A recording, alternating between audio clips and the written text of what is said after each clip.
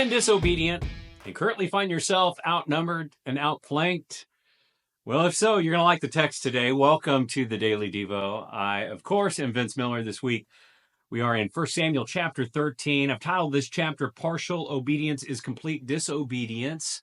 So chapter 13 chronicles the Philistines as they are testing the borders of Saul. Saul offers a burnt offering that he should not have in his impatience. And then Samuel shows up and pronounces an indictment against Saul for his disobedience. And now the Philistines are getting ready to go to war with Israel. And then we read verses 15 down through 18. And Saul numbered the people who were present with him, about 600 men. That's it at this point.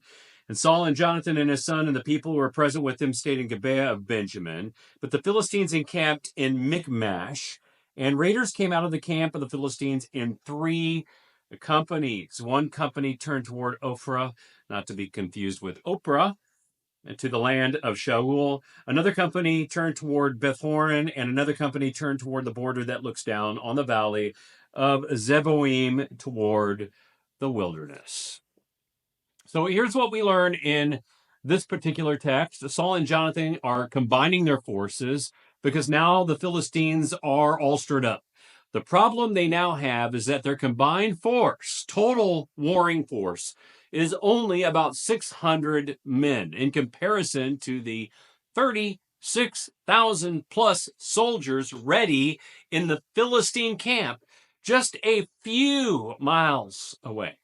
Now, this camp is clearly close enough to the Israelites that they can see them and their strategic movements as they come out in these 3 different waves, or they call them here companies. One travels north, another east, and the last west. And what they're attempting to do is cut off any sort of help and surround and annihilate this enemy. So this should be a portrait of hopelessness.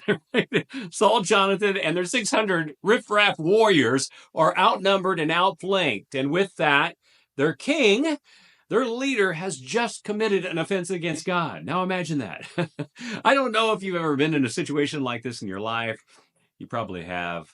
But there is nothing like this moment, is there? Nothing tests our faith more than knowing that we have been disobedient. And in the shadow of that disobedience, we discover that we are outnumbered and outflanked, and we need God to help. Now, the only good part for a believer is that when you have no one and nothing to trust in other than God, not even your own obedience, that you're going to call on God to help.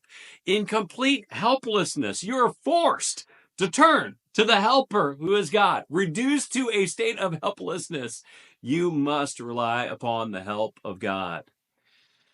You know, with age and wisdom, I have come to learn that helplessness, as irritating and unsettling as it can be, it is God's proving ground for discipling me in faith and trust in God. It is the training ground for relying less on myself and even my own obedience, and just simply more on Him. He uses my helplessness to rewire my mind, my soul, and my heart to His ways and His help, and deepen my trust and faith in Him. He does it so that I will be stronger for the coming season, responding more quickly in faith and leading others to do the same in their faith and in their helplessness. So have you been in a helpless situation like Israel? Disobedient, outnumbered, and outflanked, where God has been your help? If so, tell others how God was your divine help in that situation. And secondly, are you in a helpless situation today, disobedient, feeling outnumbered and outflanked? If so, turn back to God again. He's your help, and let Him disciple you in the ancient ways of faith. And get ready, because I promise you, you too will tell a story of what God will do, because God is faithful even when we are not. He is our help and our salvation. I love you guys. I pray this has blessed you. If it has, share it with someone else, and I'll see you right back here again tomorrow.